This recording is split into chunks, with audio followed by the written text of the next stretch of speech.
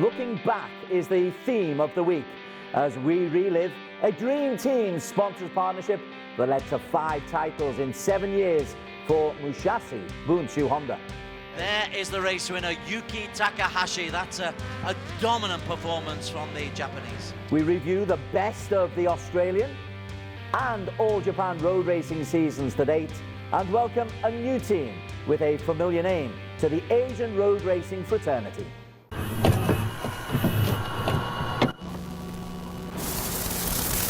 From 2011 until 2017, the MuSASHi Honda racing team, with sponsorship support from MuSASHi, utterly dominated the Supersport 600cc category. Need proof? Try this dominant display from Zamri Baba and Yuki Takahashi from 2015. Today's classic.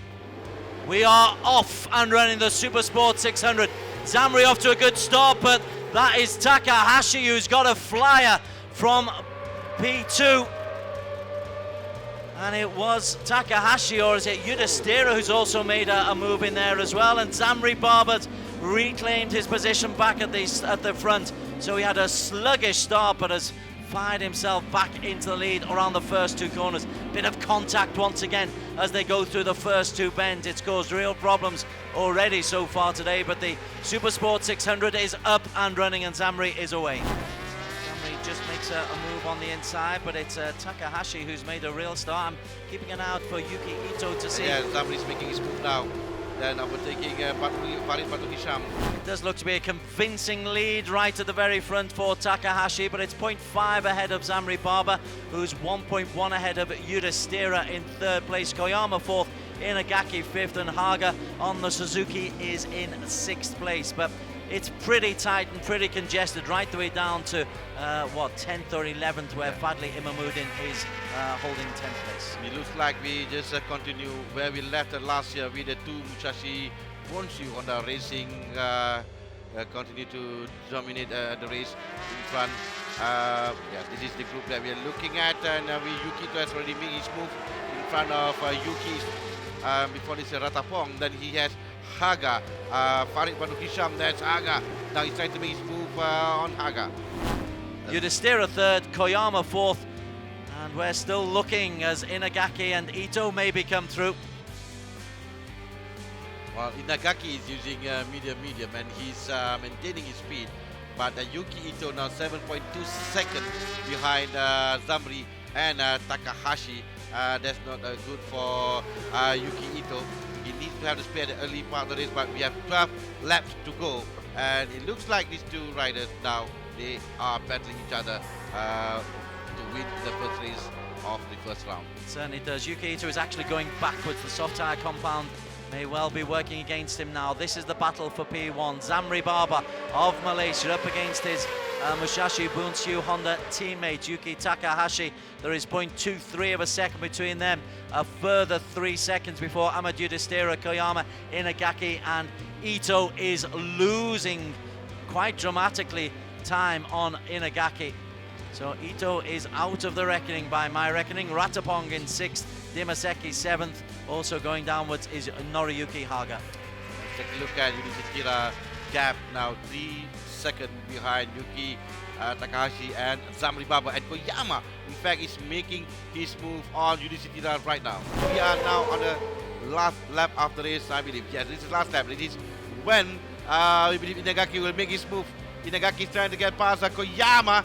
Now it's Inagaki. Oh! Inagaki catches the tail end and 3 men are down. Inagaki down, Yudhishthira down, Koyama down. Koyama trying to get back up on his bike. And frustration, Inagaki just caught Yudhishthira. This is the front end. Takahashi will go and take the win ahead of Zamri Baba, barring a catastrophe. But now in P3, coming through absolutely nowhere. This is Ratapong, who now looks like he's on a podium position. So Ratapong, his patience has told off. He's been able to benefit from the crash involving Yudhishthira, Koyama, Inagaki. Well, what can we say now? This is we're back in the front with Takahashi, but I would love to see who will be 3rd in the race. Takahashi with a healthy 1.6 seconds in front of Zamri Baba. Zamri 2nd now. Yuki Takahashi and Muhammad Zamri Baba They continue the dominance of the MuSASHi Honda Racing, like what they did last year and the previous 2 years, in fact, for the team, and it looking good for them for the 4th title in a row. After the break, former World Endurance Champion Steve Martin selects his road racing stars from April. Yeah, you say romance, but we say bromance. Those two together on track create music, and they just are on the ragged edge and the absolute limit.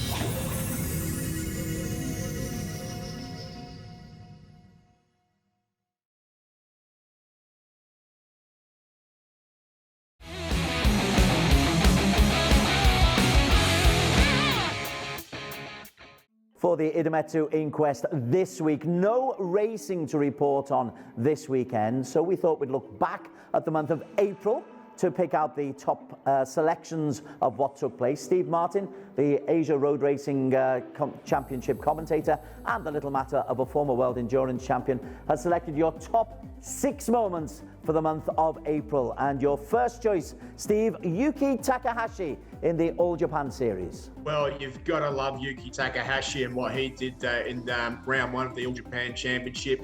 Due to technical reasons, starting from pit lane, in changeable conditions, he chose a tyre that none of the other guys went on and rode brilliantly from pit lane, rode through the pack and won the race. It's not very often you see that, so that has got to be definitely right up there with those all-time brilliant moments. Number 5 in your selection for the month of April, you've gone a little bit closer to home. Brock Pearson and Tom Edwards have had a wonderful battle in the 600 championship at the ASBK, and that's your number 5 choice. Well, absolutely. I mean, the 600s has been a class all the way around the world that has been a proving ground. It's your first step onto 4 cylinders. It's where the youngsters have fun, not only in our championship, but also in the Asia Road Racing Championship as well. And I've got to say that those two guys have been neck and neck the whole way through the series so far, breaking lap record after lap record wherever we go on bikes that haven't been changed. So those two guys just have really been ripping each other apart on the track and putting a smile on anybody lucky enough to watch them race. Do you have a favourite on which of those races you reckon at the end of the season will be top of the pile, or is there going to be an outsider like Maxi Stauffer to come into that championship? Well, Max Stauffer is definitely one to watch because he's one of the younger guys. He's almost a rookie in the class. He had a quick run last year, but I tell you what, he is a guy that you need to keep an eye on because last time out at Wakefield Park, Maxi Stauffer won. We weren't even talking about him going into that weekend, but I'll tell you, with a father like Jamie Stauffer, a guy who's raced many a Suzuka 8 hours and had an international and Australian career, Maxi Stauffer's got a great team behind him, and he's got the Tommy Edwards and Brock Pearson to gauge himself against. Those 3 guys now, wow, they're really lifting the level and they're going to be the ones to watch the future. Who's going to win? Well, I've circumnavigated that, too difficult to say. Number 4 in your countdown of great moments of April, Muzakir Mohammed. You've gone to the Capri Series in Malaysia. What's your reasoning behind the choice of Muzakir? Well, Muzakir, I mean, you've got to love it. I think it was 10 years since his last win, and he managed to pull off that win, which was brilliant. He had to wait a long time to get that next win, but the thing that I like about him is his fighting spirit. He's a rider that never gives up, and you can tell that by the way that he won that Cup re-race. It was sensational to watch, and just as exciting as watching any other class. Close to my heart. I love watching those small bikes out on track. Number 3 on your list, a bit of a bromance that's been emerging in the ASBK in the 1000cc. Wayne Maxwell and Troy Herfoss, they have been almost inseparable on and off the track. Yeah, you say romance, but we say bromance. They're that close now. Like Wayne Maxwell's retiring at the end of this year. So, I mean, those two guys, when they're out on track together, just like in the 600 class, we're going through a real special period here in the Australian Superbike Championship where those guys are really not giving any quarter on track. One corner it's Wayne Maxwell, the next it's Troy Herfoss. One track it's Maxwell, the next it's Herfoss. Herfoss has made a mistake and crashed, which has given Maxwell a little bit of a lead in the championship at the moment, but those two together on track create music, and they just are on the ragged edge and the absolute limit. I'd love to see them racing in another championship around the world soon, just to see what they can do. Number 2 in your list of great moments from April, you've actually picked Jerez in the MotoGP, and 2 reasons to celebrate. One for you as an Australian, Jack Miller. I saw your celebrations posted on your Facebook page, but also a great performance from Tataki Nakagami, a top 4 spot for the Japanese. Absolutely. I mean, there was a lot of pressure on Nakagami at the start of the year. After last year, it was all, if I had a good bike, if I had the new model bike like everybody else, I could do the business. Well, up to this point, Nakagami hasn't really delivered the goods, but in Jerez, he just came through. I mean, we didn't see it coming, but in true Nakagami form, he came through the pack on the Honda, which is arguably not the easiest bike to ride out there. You know, you put a rookie on a Yamaha and they seem to go well, but the Hondas are really, you know, struggling a little bit at the moment with the easiness to ride, but Nakagami has really worked well with that bike and sorted it out, came through to 4th place. Really, really great ride from him. And Jack Miller? And Jack Miller, well, yeah, I mean, what do you say? Being an Australian and seeing Jack Miller win on the Ducati, it brings me back to, you know, the other special moments. I remember when Troy Bayliss won at Valencia, and I mean, who can forget Casey Stone and what he did on the Ducati in 2007? But I mean, Australians have had to wait a long time to see regular MotoGP winners. So to hear our national anthem, it sort of hit me there and then that I was really, you know, a Jack fan. So go Jack. Really great to see him up there, and I hope it's not his last win. However, in strictly neutral style, that's not your top moment for April. You've gone for the performance of your old colleague, Katsuyuki Nakasuga, who's had a phenomenal time in the All Japan Series. Yeah, well, Nakasuga, I knew he was good. I mean, I've ridden with him myself. He's been my teammate when we raced in World Endurance quite a few years ago. And back then, he was fast. He was crazy. He didn't care about bike setup, but he always put it on the line. Do you know what I mean? Like, he's not one of these guys that concentrates on fitness or going to the gym or anything like that. He's not the fittest guy, but I tell you what, he's definitely one of the fastest. He's got a lot of experience with his testing roles with Yamaha, a lot of pressure on his shoulders, you know, testing MotoGP machinery. But he can still pull it all together and get those results when it counts. And that's why he's All Japan, you know, won so many All Japan championships over the years and had the opportunity to race at different racetracks around the world. Underrated rider, but not for me this month. Top 6 moments for the month of April, courtesy Steve Martin. Steve, thanks for joining us and for your contribution. We'll catch you very shortly. We welcome a new team to the ARRC competition after the break. A new team, but with a fabulous pedigree.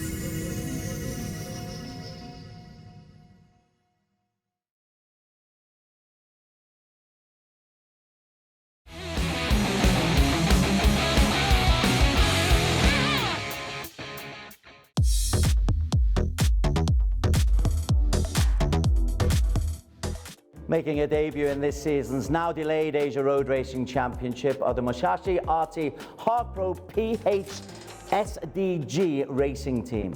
If it sounds familiar, it should, because HARC-Pro have had great success in endurance racing in the past, including 3 victories at Suzuka, the most recent in 2014.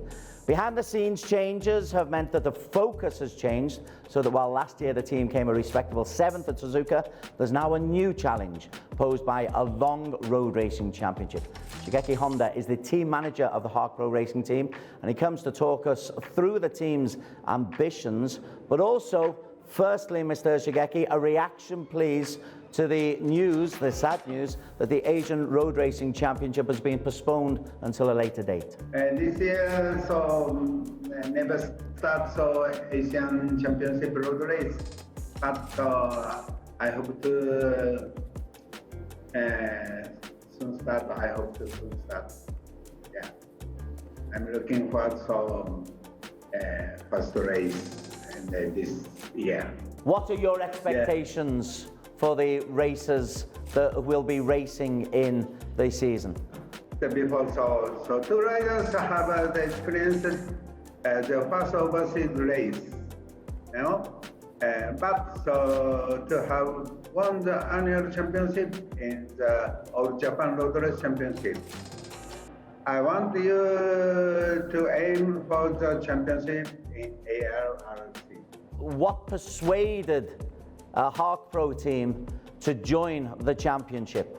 We have been involved in the Asian Championship for a long time, and with the support of MuSASHi Honda and Astro Honda, we have helped to win and many annual championships.